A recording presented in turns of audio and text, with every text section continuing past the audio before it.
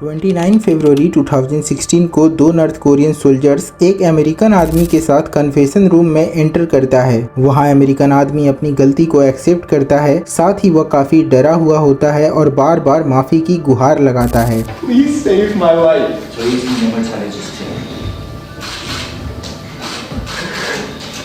think of my family. इस लड़के का नाम ओटो वॉरबियर था, जिसे नॉर्थ कोरिया में एक पोस्टर चोरी करने के आरोप में गिरफ्तार किया गया था। इसके लिए इसे 15 साल की सजा दी जाती है, लेकिन अमेरिकन अथॉरिटी के दखल के बाद इसे 13 जून 2017 को रिलीज कर दिया जाता है। जब वह अमेरिका वापस पहुंचता है तो वह कोमा में होता है। वो ना तो चल फिर पाने की हालत में था और ना ही कुछ बोल पाने की हालत में था। 6 दिनों के बाद 19 जून 2017 को उसकी मौत हो जाती है। तो आखिर ऐसा क्या था उस पोस्टर में जिसे नॉर्थ कोरिया छुपाना चाहता था? नॉर्थ कोरिया एक ऑथोरिटेरियन गवर्नमेंट के अंडर आता है, जिसका तानाशाह किम जोंग उन है। किम अपनी सत्ता को बचाए रखने के लिए अपनी जनता का ब्रेन वॉश करता है, जिसके लिए वो propaganda posters, education and state sponsored TV का इस्तेमाल करता है। उत्तर कोरिया के स्कूलों में बचपन से ही सरकारी विचारधारा के अनुसार लोगों का ब्रेन वॉश किया जाता है। वहाँ की शिक्षा प्रणाली पूरी तरह से सरकार के नियंत्रण में होती है और इसे किम परिवार की विचारधारा और देशभक्ति को बढ़ावा देने के लिए डिजाइन किया गया है।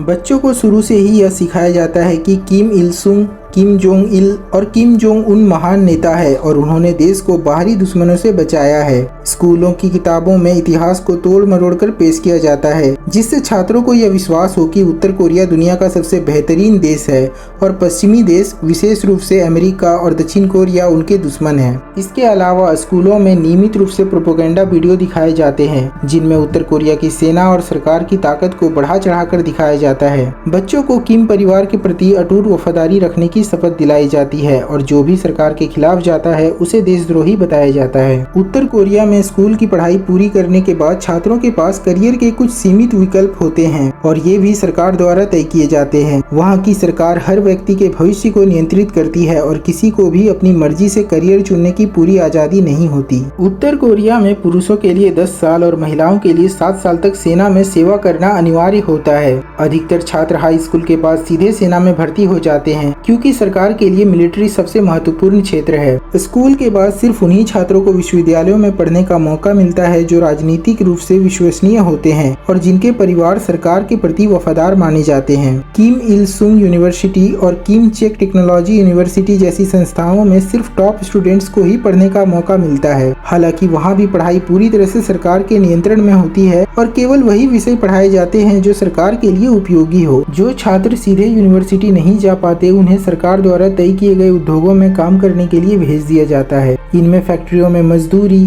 खेती, निर्माण कार्य या सरकारी विभाग में छोटी मोटी नौकरियां शामिल होती है।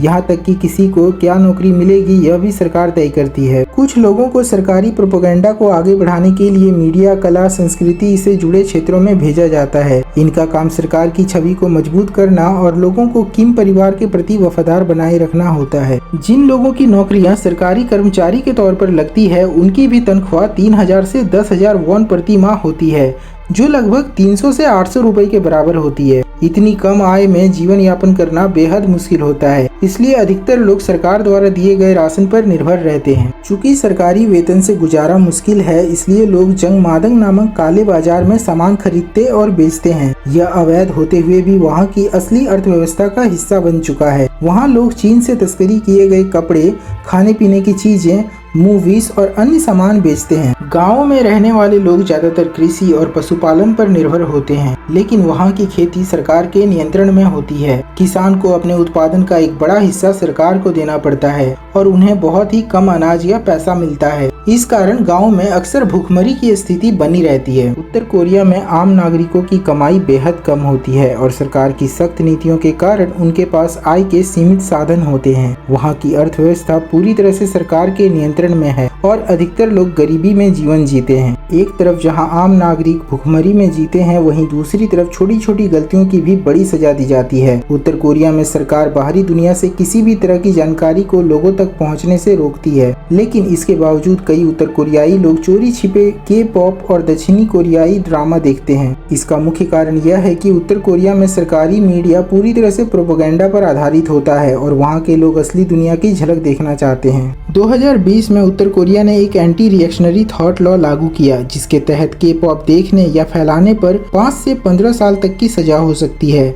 जबकि बार बार ऐसा करने या तस्करी करने वाले लोगों को मौत की सजा दी जाती है। 2022 में एक हाई स्कूल स्टूडेंट को स्क्विड गेम देखने के आरोप में मौत की सजा दी गई थी। इसके अलावा कई बार पकड़े गए लोगों को सार्वजनिक रूप से अपमानित किया जाता है और कई बार उन्हें पब्लिकली फांसी भी दी जाती है, ताकि दूसरे लोग भी इसे देखें और उस गलती को ना दोहराए। जब ये किया जाता है तब लोगों को तालियां बजानी होती है, जिससे वे अपनी वफादारी साबित करते हैं, और जिन्हें मौत की सजा नहीं दी जाती उन्हें जबरन री एजुकेशन कैंप में भेज दिया जाता है, जहां उन्हें कठोर श्रम करना पड़ता है। री एजुकेशन सेंटर में जाना मौत से भी बुरी होती है।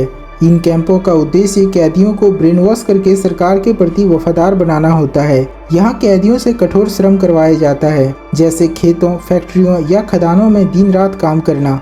उन्हें बहुत कम खाना दिया जाता है, जिससे वे कमजोर और बीमार हो जाते हैं। गार्ड्स द्वारा मानसिक और शारीरिक यातनाएं दी जाती है, जिनमें पीटना, घंटों तक झुकाकर खड़ा रखना और नींद से वंचित करना शामिल है। इसके अलावा कैदियों को हर दिन किम जोंग उन और सरकार की महानता पर आधारित कक्षाओं में भाग लेने को मजबूर किया जाता है, ताकि वे अपने विचार बदले। अगर कोई व्यक्ति भागने की कोशिश करता है तो उसे मौत की सजा दी जाती है। इन कैंपों की स्थितियां इतनी अमानवीय होती है कि कई लोग वहां से कभी लौटकर वापस नहीं आते।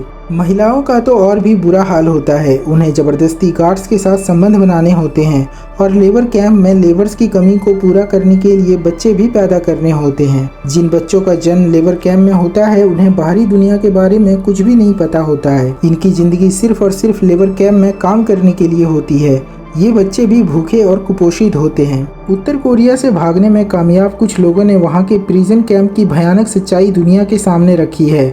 इनमें से सबसे चर्चित मामला सिन डोंग ह्यूंग का है, जो कैंप 14 से भागने वाले अकेले जाने माने उत्तर कोरियाई नागरिक है। सिन डोंग ह्यूंग का जन्म भी कैदियों के लिए बनाई गई जेल कैंप में हुआ था, क्योंकि उनके माता पिता को राजनीतिक अपराधी माना गया था। उन्होंने बताया कि इन कैंपों में कैदियों को जानवरों से भी बदतर हालत में रखा जाता है। उन्हें दिन भर खेतों और खदानों में जबरन काम कराया जाता है। खाने के नाम पर सिर्फ थोड़ा सा कॉर्न और नमक दिया जाता है, और अगर कोई गलती करता है तो उसे भयानक यातनाओं से गुजरना पड़ता है। सीन के मुताबिक वहां गार्ड कैदियों को बिना किसी कारण के बेरहमी से पीटते थे।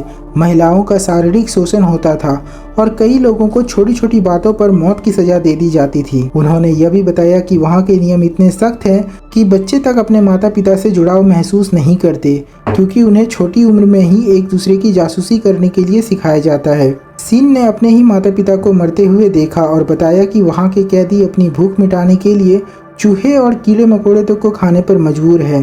कुछ लोग तो इंसानों का मांस भी खा लेते हैं। वे 2005 में किसी तरह वहाँ से भागने में सफल हुए और बाद में उन्होंने अपनी कहानी दुनिया के सामने एस्केप फ्रॉम कैंप 14 नाम की किताब के जरिए साझा की। उनका कहना है कि उत्तर कोरिया की जेलें किसी नरक से कम नहीं है, जहां लोग तड़प तड़प कर मर जाते हैं और उनकी कोई गिनती तक नहीं होती। नॉर्थ कोरिया को एक देश कहने से ज़्यादा बेहतर एक जेल कहना होगा, क्योंकि नॉर्थ कोरिया और एक जेल में कोई अंतर नहीं है। यहाँ का तानाशाह किम जोंग उन खुद को किसी भगवान से कम नहीं समझता है और उसकी जीत का भुगतान नॉर्थ कोरिया के इनोसेंट लोगों को करना पड़ता है। और यही बात है, किम नहीं चाहता कि बाहर के लोग जाने, इसलिए जो भी इन घटनाओं को उजागर करता है उसे किम मरवा देता है।